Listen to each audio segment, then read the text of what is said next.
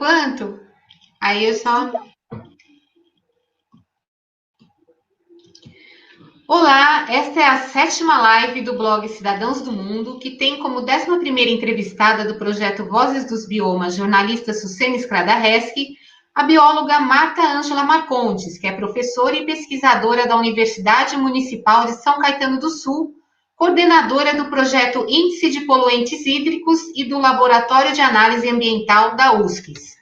Neste bate-papo, Marta nos conta a sua experiência em várias frentes socioambientais, especialmente no bioma da Mata Atlântica, onde está envolvida há anos no monitoramento da qualidade das águas no reservatório da Billings, no estado de São Paulo.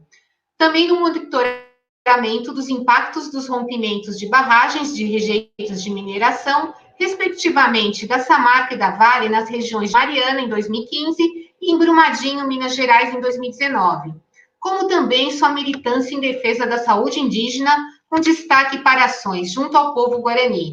Mais recentemente, a bióloga assinou nota técnica conjunta com outros pesquisadores sobre saneamento e possibilidade da presença do novo coronavírus e em esgoto não tratado, no especial Coronavírus do Observatório de Políticas Públicas, Empreendedorismo e Conjuntura da USCS. Marta, muito bem-vinda no Vozes dos Biomas. Você vai trazer a sua bagagem, né, seu repertório de vida e profissional para a gente, poder compartilhar um pouquinho. Já agradecemos de antemão o seu aceite, né, a essa entrevista. Oi, Sucena, boa tarde. Eu que agradeço o convite. E assim, é sempre lindo, né, nós termos um espaço para poder falar um pouquinho do nosso trabalho. Eu até peço desculpas, porque eu estou dentro do carro, né? Não era essa a ideia de fazer a live de dentro do carro, mas eu estou indo de um canto para o outro. Não sou eu que estou dirigindo, gente. Quem está dirigindo é minha amiga Tati. Então, eu que agradeço aí o convite que você me fez para eu poder contar para as pessoas um pouquinho o que é esse bioma tão maravilhoso que é a Mata Atlântica e que é o berço das águas, né? O berço de águas para nós aqui no estado de São Paulo e em outros estados também. Vou falar muito da minha experiência aqui no estado de São Paulo, aqui na Serra do Mar. Por que eu falo aqui, gente? É porque eu estou na região do ABC, que é a região metropolitana de São Paulo, e nós temos a Serra do Mar muito próximo da gente, né? Nós estamos num vale que de um lado a gente vê a Serra do Mar e do outro a gente vê a Serra da Cantareira, que é um pedacinho da Serra da Mantiqueira, e tudo isso é o bioma que está, né, alojado nesses compartimentos o bioma da Mata Atlântica tão maravilhosa. Então, eu é que agradeço. Marta, eu queria que você começasse falando um pouco de você, né? Como é que foi iniciada a sua afinidade com as causas ambientais, que culminou, né, com o seu trabalho de bióloga, principalmente envolvida com trabalhos voltados à qualidade dos recursos hídricos e saúde ambiental, especialmente no bioma Mata Atlântica?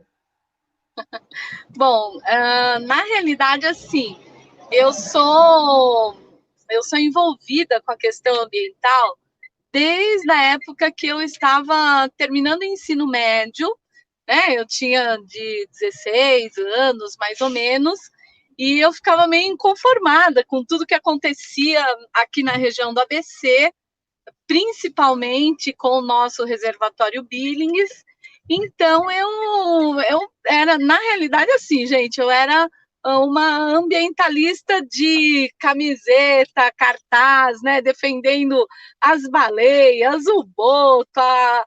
Na época, a gente fazia uma campanha muito grande para o Mogno, né, que era uma campanha, inclusive, do Greenpeace, porque aqui na região do ABC nós temos muitas fábricas de móveis, e aí nós fizemos uma vez um protesto contra o mogno usado para a fabricação de móveis, tal. Então, a minha vida começou assim, né, como ambientalista mesmo, de ir lá, de parar as pessoas, de fazer abaixo-assinado, de carregar cartaz, né, de camiseta, essas coisas assim. Aí, o que aconteceu? Eu não me conformava, por quê? Porque a gente fazia toda essa mobilização e nós percebíamos que existia algo por trás que eram informações técnicas que nós não tínhamos, né? Então, eu não tinha informação técnica, por exemplo, de como estava a situação de um animal que estava ameaçado de extinção. Como que estava a situação do próprio mogno ameaçado de extinção. Então, o que eu pensei? Eu falei assim, gente, eu tenho que estudar, né? Então, eu resolvi fazer o quê? Eu resolvi fazer biologia, porque eu falei assim, ó, o biólogo é o ser, né? É como eu sempre brinco, o biólogo é o ser que entende a língua das plantas, dos bichos, dos micro-organismos, né? Então, eu falei assim, vou fazer biologia, porque aí eu vou entender direito o que é, para eu poder fazer uma defesa com propriedade, né? Então, imagina, isso... Gente, eu terminei o ensino médio em 1979, faz muito tempo. A gente estava saindo da ditadura militar, então nós tínhamos todo um complicador, né, que era a questão da ditadura militar, que a gente não tinha muito espaço para a gente poder fazer as nossas manifestações. E aí eu entrei na universidade em 1980, né? E aí eu continuei, né, dentro da universidade, eu consegui perceber o quanto o trabalho do biólogo é importante na produção de conhecimento técnico que seja, que não deixe dúvidas, né? Porque eu acho que isso é uma coisa que valoriza muito a questão ambiental, é quando você tem um conhecimento técnico e que você tem esse conhecimento técnico e produza dados para que você possa, então, discutir de igual para igual. Então, eu falo assim, olha, você não pode cortar tal árvore porque ela demora tanto tempo para crescer, porque o ecossistema ele vai sofrer com isso, porque a perda desse indivíduo ela não será recomposta, nem que você faça uma compensação ambiental. Então, isso para mim foi maravilhoso. As pessoas às vezes me perguntam, Marta, você não queria ter feito, sei lá, veterinária, medicina? Eu falei, não, eu coloquei na minha cabeça que eu queria ser bióloga, né? Então eu não podia ter acertado mais a minha profissão do que quando eu resolvi fazer biologia, fiz, né, o curso de biologia. E dentro da biologia você começa a ter várias vertentes, né? Eu achava que eu ia para a zoologia, imagina que eu adorava, né, essa questão dos animais, tanto que o meu primeiro estágio foi com o Sotalia fluviato, que é um golfinho que nós temos aqui em Cananéia. A gente fazia observação deles, tal, e bom, e aí foi, né? Quando eu estava na universidade, eu participei do projeto Rondon. Então, eu fui para Rondônia, conheci a situação lá, como é que era, essa coisa das águas todas. E aí eu falei assim, gente, eu preciso fazer alguma coisa para defender as nossas águas. E aí foi, né? Então, aí a gente começou a produzir mais informações, aí eu comecei a me especializar mais. Eu morei fora do Brasil uns anos, trabalhei com microbiologia, que é com que eu trabalho até hoje, inclusive, e hoje nós temos aí uma possibilidade muito importante, que é a produção de conhecimento de monitoramento ambiental, eu especificamente com qualidade de água, mas eu também trabalho com a questão de como a Mata Atlântica garante que essa água nos venha, né, que ela seja produzida.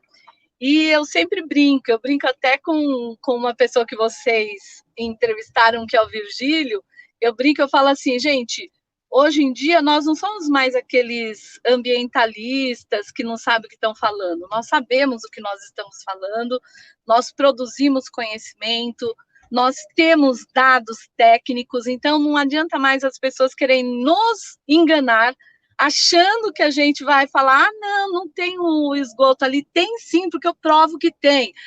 Não desmataram sim, porque eu tenho imagem. Não, a gente tem esses dados técnicos, e isso é muito importante. Nossa, falei um monte, né? Não, tá ótimo, Marta. Bom, dando a introdução, né, que você coordena o projeto Índice de Poluentes Hídricos e do Laboratório também de Análise Ambiental da USP. Quais são as principais conclusões sobre as qualidades das águas hoje em sua área de abrangência de apuração? Onde está pior e melhor a situação? Olha, gente, eu trabalho com rios urbanos. Então, eu trabalho com o rio Tietê, que quem não é de São Paulo já deve ter ouvido falar. Eu trabalho com o rio Pinheiros, que é um dos rios mais poluídos que nós temos na América do Sul. Eu trabalho com os rios próximos aqui da gente, né, o rio Tamanduateí, Ribeirão dos Meninos, e infelizmente esses rios que eu acabei de citar para vocês são rios que têm qualidade de água péssima. O que significa isso, né? Como é que eu classifico uma qualidade de água péssima? O que é isso? Eu não sei se todos sabem, mas nós temos no Brasil o Conselho Nacional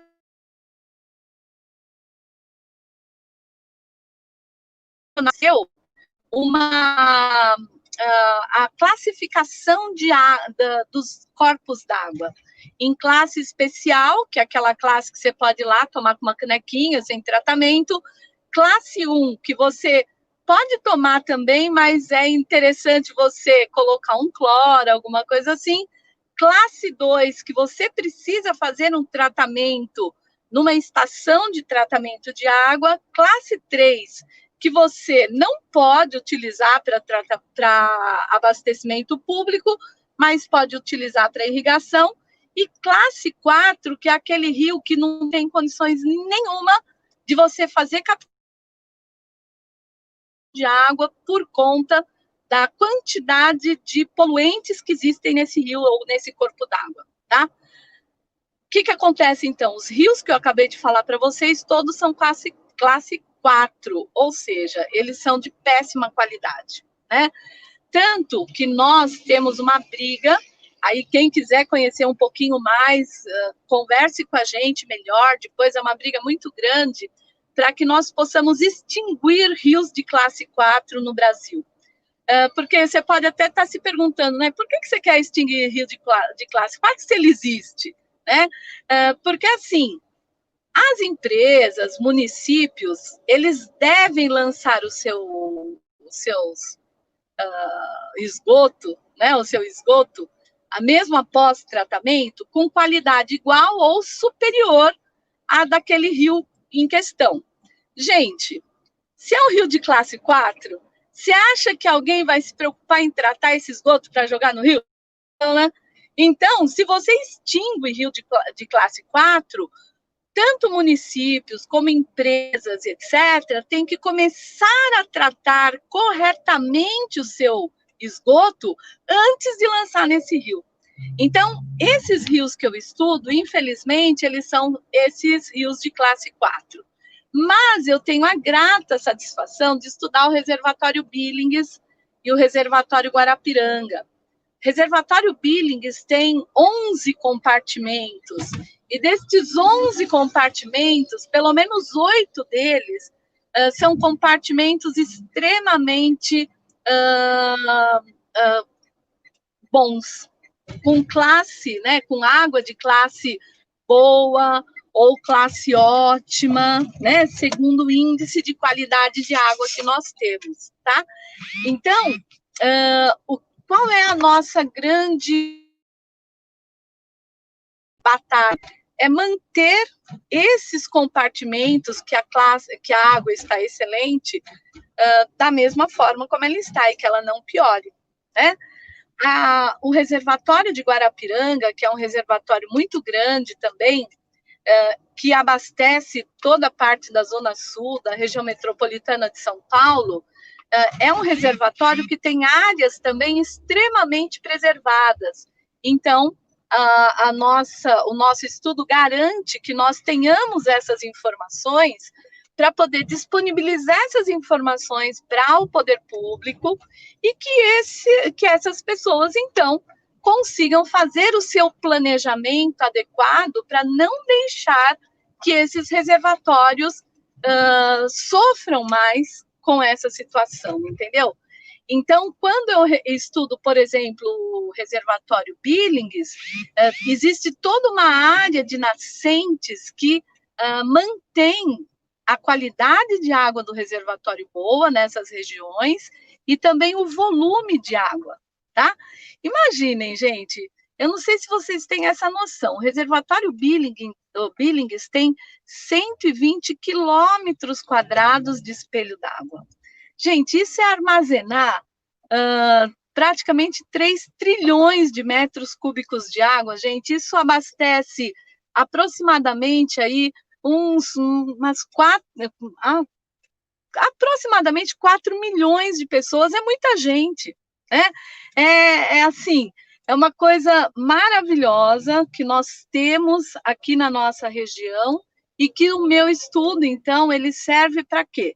Para mostrar que as áreas onde a qualidade de água é boa são as áreas onde eu tenho vegetação, onde eu tenho a Mata Atlântica, onde eu tenho as nascentes preservadas, né? Onde eu garanto que essa água, por exemplo, agora, né, que está uma chuvarada boa demais, que essa água possa chegar nessas nascentes, tá? Que essa água possa abastecer esse reservatório e que nós tenhamos água na região metropolitana de São Paulo, gente. Vocês não têm noção do que é abastecer 20 milhões de pessoas, tá? É muita gente, né? Então, a gente precisa de muita água. E preservar essas áreas significa preservar a qualidade dessa água. Então, eu tenho esse painel, eu tenho tanto rios que são péssimos, como eu tenho o reservatório Billings e Guarapiranga, que são reservatórios com boa qualidade, ou como eu tenho, por exemplo, as nascentes que estão na Serra do Mar, também que são de excelente qualidade. Então, tem de tudo um pouco, né? E Marta, com a sua experiência, né, como você está explicando para a gente, como é que você analisa o comprometimento causado pela falta de saneamento, com a poluição hídrica, né, nos biomas, como o da Mata Atlântica? Se você pudesse falar de uma maneira, né, como você é professora, de uma maneira didática, para as pessoas entenderem o que é o esgoto não coletado, não tratado, o que isso converge, o que acontece com todo o ecossistema e com a nossa própria saúde? Bom, pensem o seguinte, gente, quando você... O que é o esgoto que nós produzimos na nossa casa? É só você pensar isso. Na nossa casa, nós produzimos esgoto do vaso sanitário, que basicamente são fezes e urina, tá? Essas fezes e essa urina, eles têm matéria orgânica, tá? Matéria orgânica, que quando vai para o esgoto, essa matéria orgânica, se ela chegar até o rio sem tratamento, ela vem trazendo não só aquela matéria orgânica daquilo que você não utilizou no seu trato digestório, né? Você também pode trazer o quê? Você pode trazer algum parasita que você tenha dentro do seu intestino, tá? Então, por exemplo, eu tenho um parasita como uma lombriga, por exemplo, ou solitária, né, que nem o povo chamava antigamente, ou um protozoário, ou um vírus, como nós vemos agora do coronavírus, ou uma bactéria, o que for. Tudo isso que está no intestino vai sair junto com as fezes, ou tudo isso que está lá na bexiga urinária vai sair junto com a urina, e tudo isso vai para o rio, tá? Essa matéria orgânica, ela começa a ser decomposta por bactérias que são nossas amigas, né, que decompõem matéria orgânica. E aí, o que acontece com essas bactérias, gente? Elas usam oxigênio, porque é como a gente, elas precisam do oxigênio para poder fazer a decomposição da matéria orgânica. Como é jogada muita matéria orgânica, são muitas bactérias que estão cheio de comida para elas, né? E elas usam muito oxigênio. E aí, o que acontece com o rio? A quantidade de oxigênio cai. E aí, gente, você vai falar, poxa, então as bactérias vão morrer? Aquelas que usam oxigênio morrem. mas as que não usam oxigênio para decompor, decompor a matéria orgânica ficam vivas. E aí o que acontece, gente? Essas que usam ou não usam oxigênio para decompor a matéria orgânica, elas começam a liberar um gás, que é o tal do gás metano. E o metano, gente, é um gás que dá aquele cheiro de ovo podre. Então, quando você está passando nesses rios urbanos e tá aquele cheiro de ovo podre, o que está acontecendo ali? O cheiro do ovo podre nada mais é do que a matéria orgânica que está sendo decomposta por essas bactérias, tá? E que está liberando, né, sem o oxigênio, porque as outras já consumiram tudo, ela está liberando o quê? Ela está liberando esse gás metano, tá? Então, esse é um problema. Segundo problema é quando você tem o esgoto não tratado de indústria, porque aí a indústria vai jogar o quê?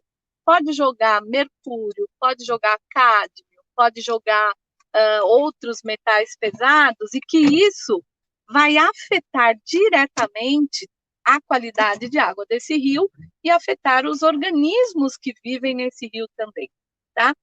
Então, o não tratamento do esgoto jogado direto nos corpos d'água, ele modifica toda a dinâmica desse rio ou toda a dinâmica desse reservatório, tá?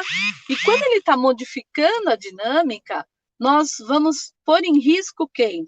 Os animais que são nativos desse local, nós colocamos em risco as pessoas que vivem naquele rio. Por exemplo, aqui na beira do reservatório Billings, nós temos 4 aldeias indígenas e que elas vivem da dinâmica do reservatório. Mas quando esse reservatório está poluído, o que acontece?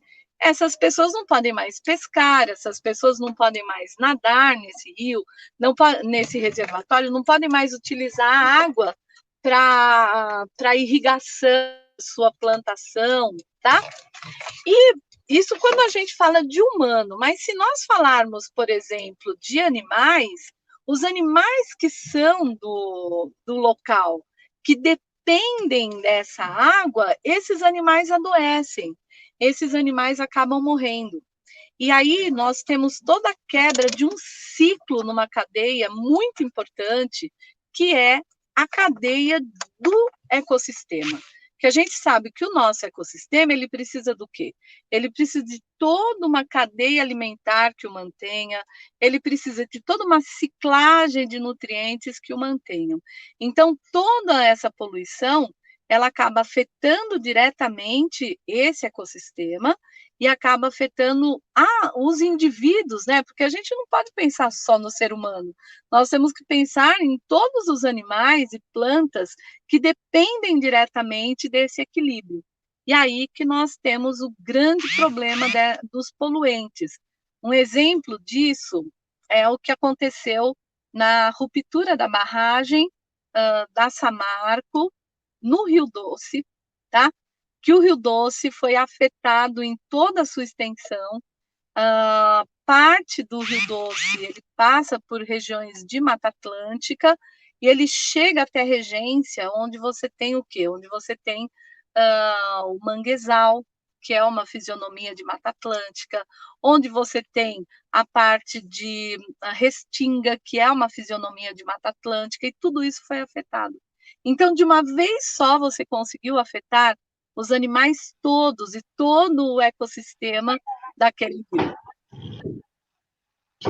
Marta, como você mesmo falou, eu queria fazer uma, né, intervenção. A primeira é que você falasse um pouquinho dessas aldeias, né, que são índios guaranis, né, e como é que a gente, vamos dizer assim, poderia falar um pouquinho da saúde ambiental e também eles como protetores, né, porque os indígenas têm um papel importante.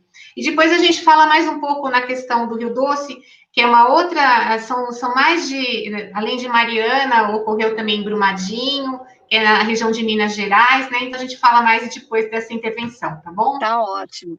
Bom, gente, pensem assim, os indígenas, eles são os protetores naturais da floresta, tá?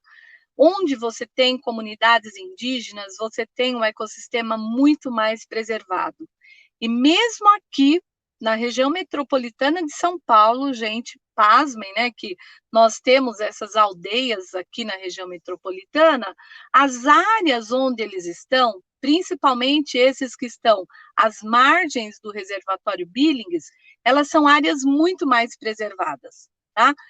Esse estudo eu fiz no meu mestrado. No meu mestrado eu estudei como as aldeias indígenas preservam as áreas que devem ser preservadas, né? Que seriam as áreas onde nós temos as nascentes todas dos rios. Então, eu consegui mostrar por A mais B, né? Eu trabalhei com 2 aldeias, que é a Crucutu, a Tenondeporã, e nós conseguimos mostrar o quanto aquelas aldeias, no tempo que elas estavam, porque elas estavam lá praticamente 50 anos naquela região, e a região extremamente preservada.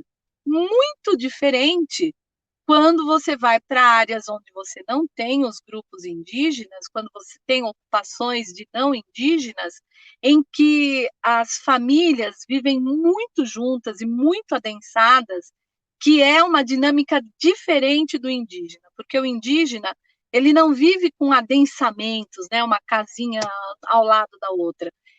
Os adensamentos são diferentes, eles ficam um núcleo familiar com a sua casa ali, aí você tem um distanciamento, aí um outro núcleo, e eles mantêm as áreas que estão no entorno. Então, eles são os verdadeiros guardiões da floresta, tá? Eles entendem a dinâmica, porque eles usam, eles entendem porque isso está internalizado neles. Porque, na realidade, há 500 anos atrás, quando os europeus chegaram aqui nas Américas, enquanto a Europa tinha destruído suas florestas todas, a nossa floresta estava inteira, né? E quando os europeus chegaram, que infelizmente a gente começou o desflorestamento, por conta dessa coisa, né? Não, eu quero mais, eu quero a madeira, eu quero as pedras preciosas, etc. E isso essa questão do indígena de preservação, você ainda tem muito em muitos indígenas, tá? Eu estou atualmente, olha, gente, hein? Nós estamos em agosto de 2020, eu faço parte da Frente de Apoio aos Povos Indígenas, que estão passando, assim, terríveis momentos com essa questão da pandemia. Mas sabe que tem um cacique que ele chama Daran, ele é um querido, e ele falou para nós outro dia assim, gente, nós já passamos por muitas coisas, né? Nós queremos saber se vocês vão conseguir passar por tudo isso, né? Porque nós temos a noção do equilíbrio, do que a gente precisa, né? Que são coisas muito... São poucas coisas que você precisa para ser feliz, que é a sua alimentação, que é o seu modo de vida. Isso é o que a gente precisa, tá? Então, eles, tendo essa noção, eles são aqueles que preservam, tá? E óbvio, né? Oi, desculpa. Não. Você fala dessa questão da saúde humana, o quanto a nossa saúde ela depende diretamente da qualidade do ambiente, isso é incontestável, tá? Eu espero que nós, não indígenas, possamos entender o quanto nós somos dependentes da qualidade do ambiente. Porque nós temos, assim, uma série de doenças que surgiram depois que nós começamos a poluir o ambiente, tá? Gente, vários cientistas já falaram do coronavírus ter surgido justamente porque nós negligenciamos a questão ambiental. Nós temos isso provado, gente, em regiões como a minha, aqui onde eu moro em São Caetano do Sul, São Paulo, região metropolitana, perto de um polo petroquímico. o que nós temos de estudos já mostrando doenças cardiovasculares e respiratórias por conta de poluentes atmosféricos são imensas, tá? O ano passado, eu participei de um congresso no Instituto Boldrini, em Campinas, de câncer. Eles só tratam câncer de criança e adolescente. E no congresso, vários pesquisadores trouxeram informações importantíssimas de como o desenvolvimento de câncer nas crianças inicia-se nos seus pais que ficaram expostos a poluentes, tanto atmosféricos como poluentes aquáticos, ou como elementos como agrotóxicos que vêm através da alimentação. Então, não dá para dissociar a questão qualidade ambiental da questão da saúde humana. E Marta, voltando agora que você tinha, né, introduzido, né, o assunto, você participou com a equipe da Fundação SOS Mata Atlântica, né, da expedição que percorreu e analisou os locais atingidos pelo rompimento das barragens da mina Córrego do Feijão, da Vale, em Brumadinho, no dia 25 de janeiro, né, como também analisou os impactos no Rio Doce, desde Minas Gerais até a Foz do Espírito Santo, quando houve outro rompimento da barragem da Samarco, no subdistrito de Bento Rodrigues, em Mariana, em 2015. Por favor, qual é a sua análise a respeito? Porque eu sei que você tem acompanhado e realmente os resultados são preocupantes, né? Nós temos aí, Sucena, duas situações, né? A primeira situação é a barragem da Samarco, que foram 53 milhões de metros cúbicos de rejeito, tá? A barragem rompeu dia 5 de novembro de 2015, dia 10, 12 de novembro eu já estava lá, e a gente pôde, infelizmente, acompanhar o tsunami de lama que aconteceu até Regência, no Espírito Santo. Só para as pessoas terem noção, quando aquele tsunami foi passando, os peixes que estavam no Rio Doce, eles começaram a subir para os afluentes do Rio Doce, porque assim que cai o rejeito, como o rejeito é muito denso, o oxigênio vai embora. O oxigênio era zero naqueles locais. E aí, o que acontecia? Os peixes iam embora do rio, tentavam ir, né? Muitos morreram, óbvio, mas eles tentavam sair desse rio. Então, nós fomos assim que rompeu, e esse ano, se tudo der certo, a gente vai, nós somos todos os anos, tá? Esse é o 5º ano, tá? E que nós estamos acompanhando o rio, e infelizmente, a qualidade de água desse rio, ela não melhorou. Óbvio que a quantidade de rejeito, ela foi embora, ela acabou chegando no oceano, ela atingiu as áreas, inclusive, de recifes de coral, ela atingiu áreas do berçário do mar, que é o manguezal, e acabou com essas áreas. Então, esse rejeito está indo embora, né? Ele tá indo para o mar, e ele está se dissolvendo ali, está se misturando ali no mar, e acabando com o ecossistema marinho também.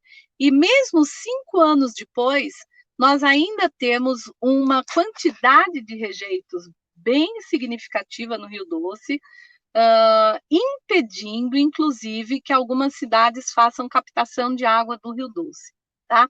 E as populações que viviam no entorno do rio, as pessoas que tinham pousadas, camping, etc., essas pessoas não foram assistidas.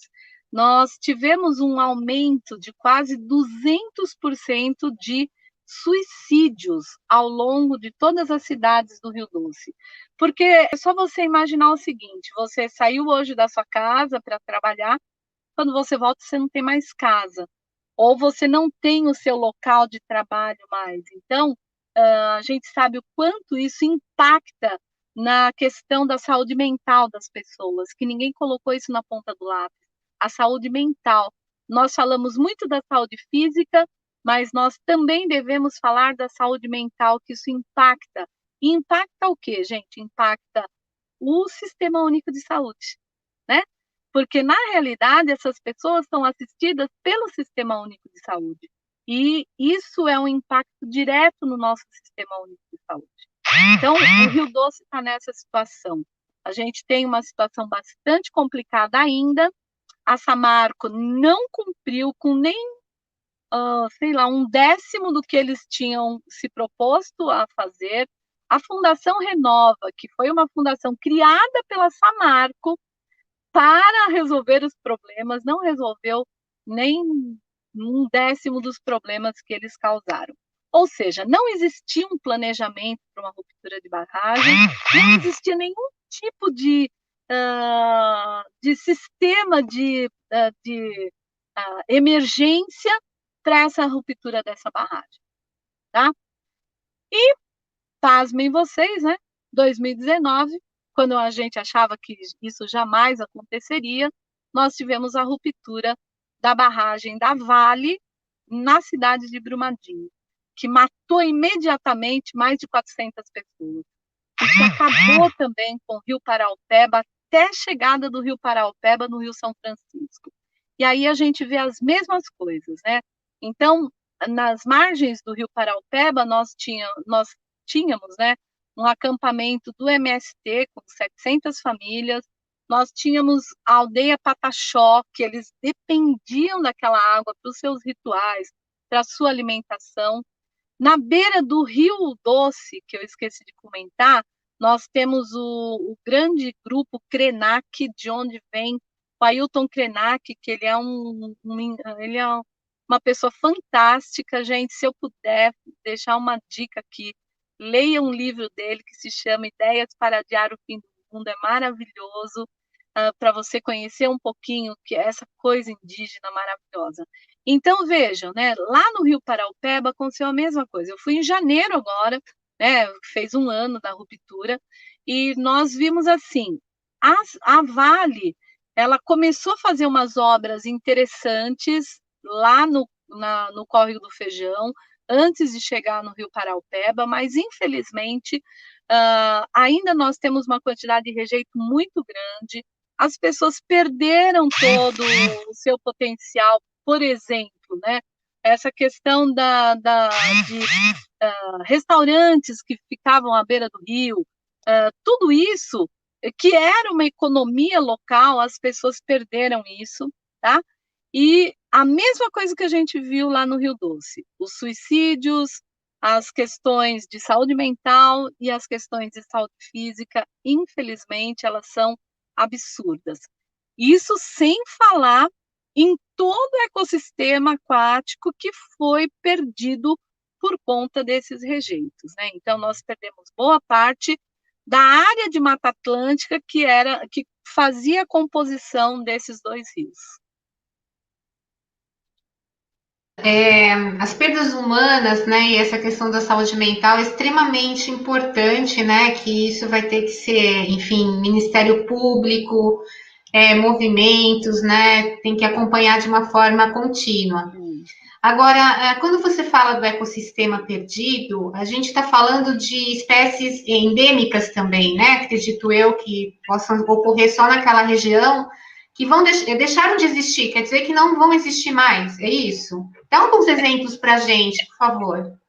É muito importante que as pessoas entendam o seguinte: quando você fala de uma perda ecossistêmica, você está falando de espécies, animais e vegetais que não terão capacidade de se recompor naquela área, tá? Primeira coisa.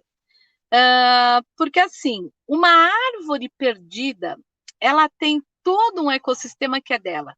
Ela tem os micro-organismos que estão lá, ela tem as formigas que dependem dela, ela tem as aves que dependem dela, e que quando você arranca aquela árvore, tudo aquilo foi perdido. Tudo, tá? E não tem recomposição disso. E nós temos uma genética ali naqueles organismos que essa genética foi perdida. Então, nós tivemos aí com esses 2 crimes ambientais uma perda incomensurável de répteis, de anfíbios, de peixes, e pasmem, e até das bactérias que eu estudo. Só para vocês terem noção, eu estudo bactéria, tá? Nos 2 episódios, logo depois da ruptura, não tinha nem bactéria para contar a história naqueles rios. Então, você imagina assim, se a base da cadeia, né, que é uma bactéria que decompõe matéria orgânica, que disponibiliza essa matéria orgânica para a cadeia alimentar do rio, se nem essas bactérias sobreviveram, imagina o restante da cadeia. Tanto no Rio Paraupeba como no Rio Doce, nós tivemos aves que morreram de fome, tá? Porque eram aves que dependiam dos insetos que se reproduziam na água, que dependiam de anfíbios, que dependiam de peixes, e que tudo isso morreu e as aves morreram também.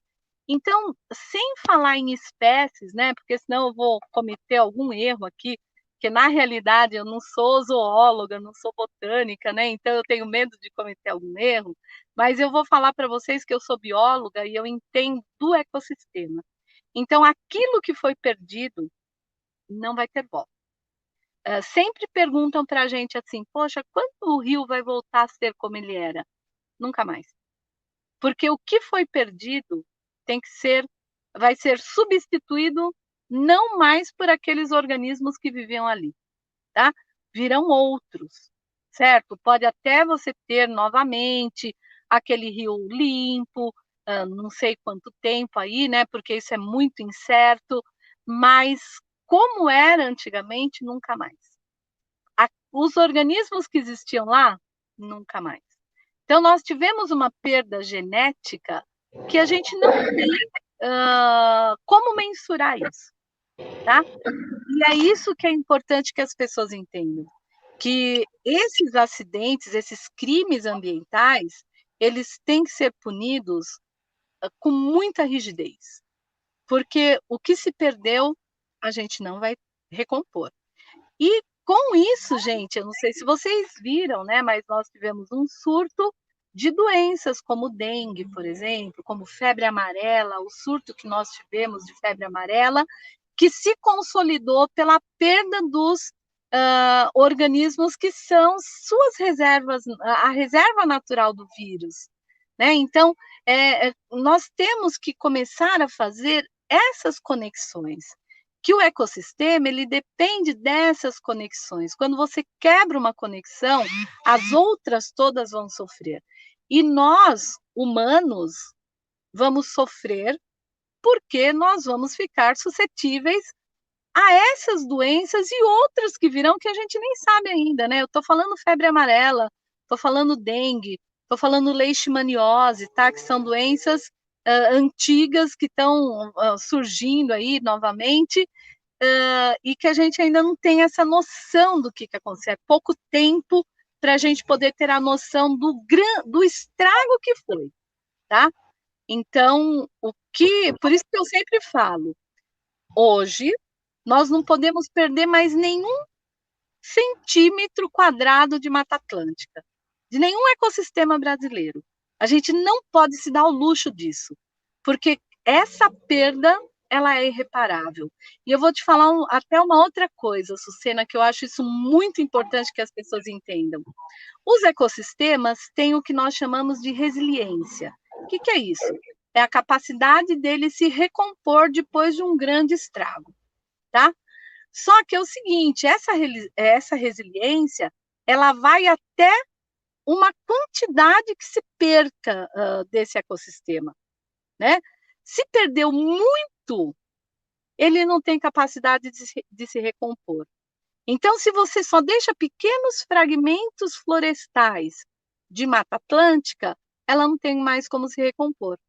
Então, você tem que necessariamente deixar os grandes, né, o que existe ainda de Mata Atlântica, de Cerrado, de Caatinga, de Pampas, do que for, para que isso que restou possa começar a se recompor e criar os braços maiores. Então, pensem nisso, gente. Nós não podemos perder mais nada, porque daqui a pouco, o que pode acontecer? A gente pode não ter capacidade mais de recompor esses ecossistemas. Sabe o que eles são? Eles são produtores de água.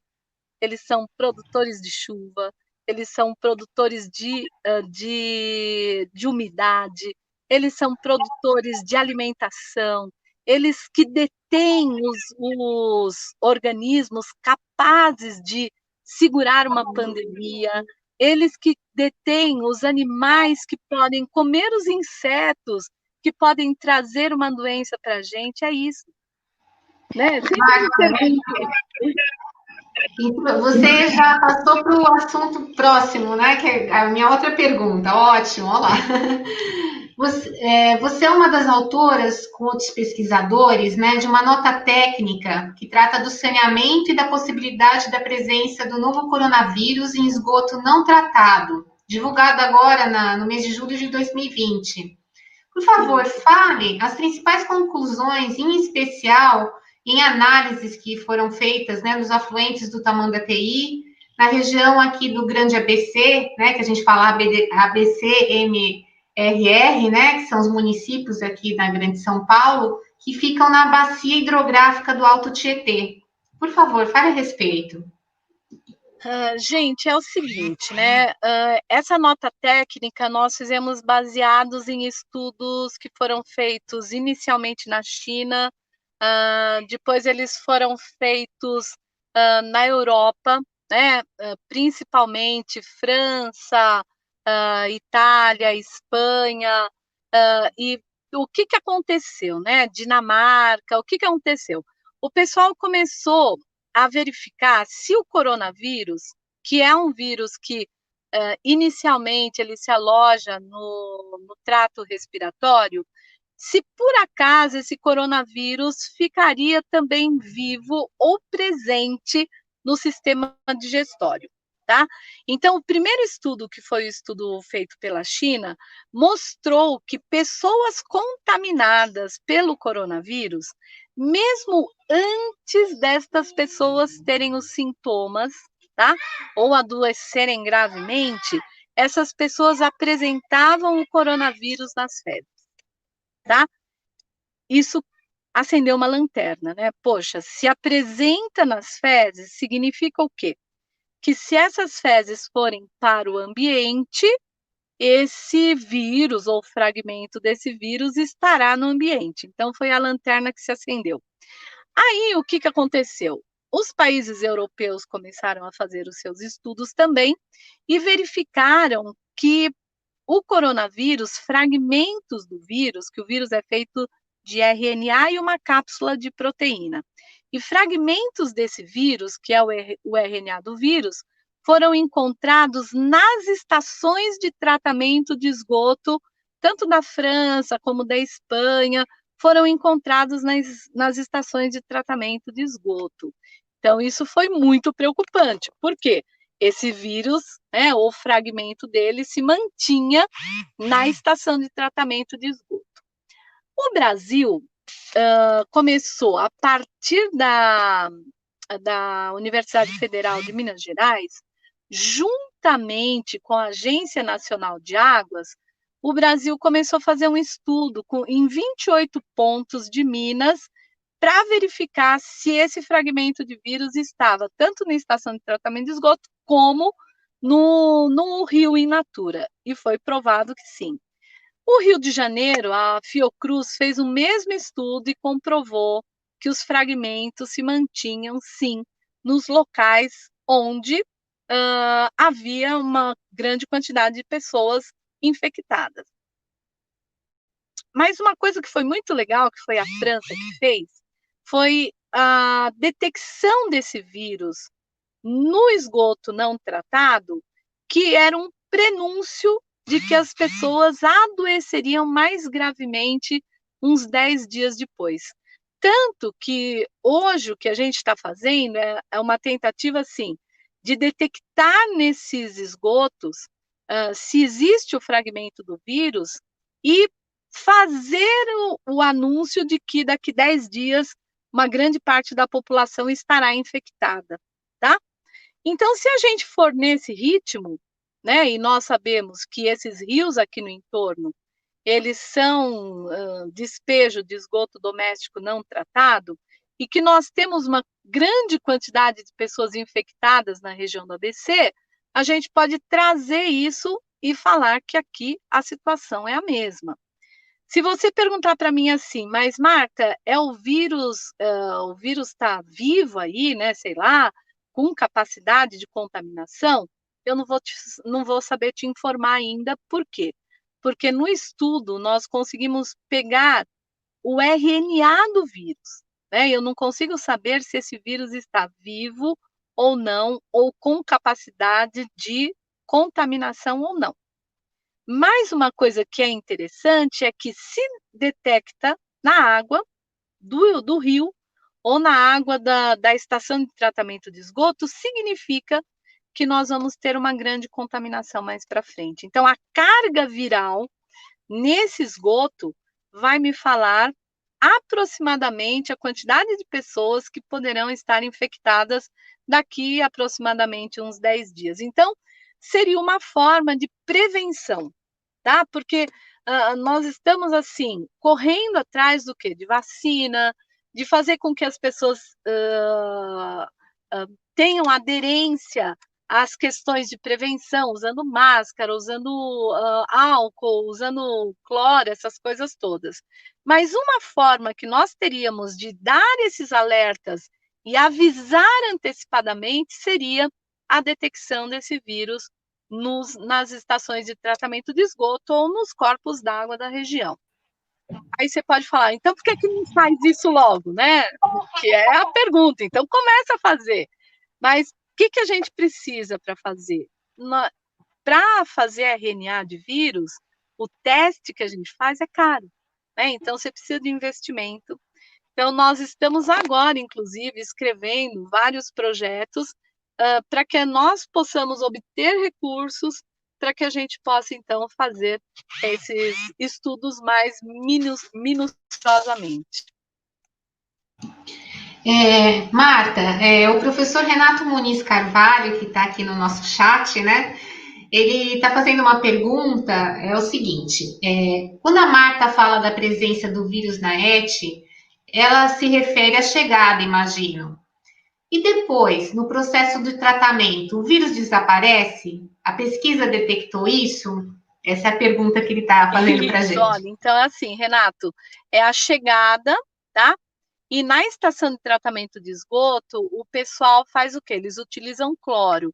E o cloro vai neutralizar o vírus, sim. E os estudos falaram que, por exemplo, depois que houve o tratamento na estação, quando a água de reuso que saía para ser lançada para o ambiente, ela saía sem a presença do RNA do vírus, tá? Qual a importância do estudo? Volto a falar. A importância é que se você detecta na estação de tratamento, você tem condições de detectar essa carga viral as pessoas que estão contaminadas naquela região. Porque, não sei se vocês sabem, mas numa estação de tratamento de esgoto, vem um tronco coletor da região X, né? Aquele tronco é da região de Mauá e Ribeirão, vamos supor, tá? Então, eu sei que Mauá e Ribeirão tem gente contaminada em grande quantidade, então essa é a importância. Mas o que mais preocupa a gente é que, por exemplo, no Brasil, apenas 49% do esgoto produzido é tratado, né? Ou seja, 50% desse esgoto é lançado in natura nos rios, né? Então, esse também é a nossa grande preocupação. Respondido, Renato? Acredito que sim, vai responder aqui no chat. Marta, a gente está chegando aos minutos finais e eu conheço você há algum tempo, né, alguns anos, né, o seu trabalho, e tem um trabalho que eu acho que é a da profissional, né, da bióloga, da professora, tem o trabalho da cidadã, os trabalhos voluntários, né, e você tem uma ação também grande aqui na região, né, no Grande ABC, da Agenda 21, que nasceu, né, a inspiração na Eco 92, né, nos idos dos anos 90, né, de 1992, e que é aquela ação local, né, de uma maneira geral, né, em prol ao meio ambiente. Eu gostaria que você pudesse falar dessa sua experiência e entrar nas considerações finais também dessa ativista da Mata Atlântica, né? Como é que você mistura todas essas marcas, né, em defesa da Mata Atlântica? Bom, gente, o que eu posso falar, a nossa Agenda 21 de São Caetano tem 10 anos, fez 10 anos ano passado. Nós continuamos com um grupo ainda, é um grupo bastante persistente, para discutir as questões locais. Então, ao princípio da Agenda 21 é discutir localmente e né, agir localmente, e isso vai interferir globalmente, porque se nós conseguimos, né, num município tão pequenininho como São Caetano do Sul, fazer uma discussão ambiental, trazer essa agenda de compromissos ambientais, né? Por exemplo, com os planos municipais de Mata Atlântica, eu não sei se todo mundo tem essa noção, que existem os planos municipais de Mata Atlântica, que são importantíssimos para que nós possamos usar, por exemplo, na arborização urbana, árvores de Mata Atlântica, né, que isso é tão importante. Então, na Agenda 21, nós discutimos esses problemas locais nossos, né? Nós temos problemas aí ambientais com os nossos parques, por exemplo, que a gente quer manter os parques, né? Nós temos as questões de coleta seletiva, que São Caetano faz bem essa coleta, e a gente pretende ampliar isso. Então, são muitas discussões importantes para a gente fazer nesse ambiente local, tá? O que eu posso falar para todo mundo é que as pessoas podem fazer o quê? As pessoas podem se apropriar mais disso, se apropriar daquela sua Agenda 21, né? Nós vamos fazer, a Agenda 21 está preparando agora um documento para os candidatos a prefeito de São Caetano e os candidatos a vereador, para que essas pessoas assinem esse documento para garantir que nós tenhamos o fórum permanente da Agenda 21 no nosso município. E nós estamos aí, né? Nós vamos nessa batalha para conseguir isso e a gente não desiste, não, viu? A gente vai continuar nessa questão das pessoas, quem assumir, né, seja quem for que assumir a prefeitura, a Câmara de Vereadores, etc., a nossa intenção é que eles também comprem essa ideia e que façam com que o nosso fórum permanente ele exista com efetividade e com a ação também do poder público, tá? Então, é isso que eu posso falar da Agenda 21. E se eu pudesse falar alguma coisa assim da questão da Mata Atlântica, né? Eu sempre falo que a Mata Atlântica ela é o berço das águas, gente. A Mata Atlântica tem mais biodiversidade do que a própria floresta amazônica, né? Com respeito à nossa floresta amazônica, que ela é importantíssima, mas a Mata Atlântica é um local onde nós temos uma infinidade de organismos, tanto animais, vegetais, como micro-organismos, que garantem a produção de medicamentos, por exemplo, né, que a gente não tem a mínima noção do que tem ainda a ser descoberto.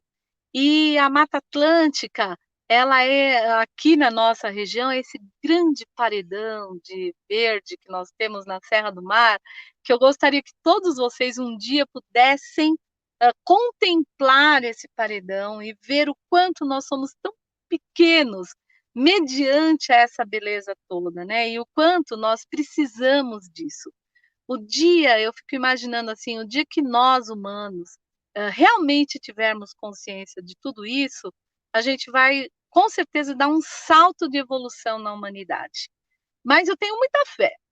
Eu sou professora, né? Então, professora, a gente sabe que nós estamos sempre ali com os nossos alunos. A gente, como eu falei, eu estava numa reunião agora há pouco, eu dou aula no curso de medicina aqui em São Caetano, e eu fiquei muito feliz com o gestor do curso da medicina lá de São Paulo, que ele falou que a gente está formando médicos de família, gente. Eu estou muito feliz porque, assim, o médico de família significa o quê?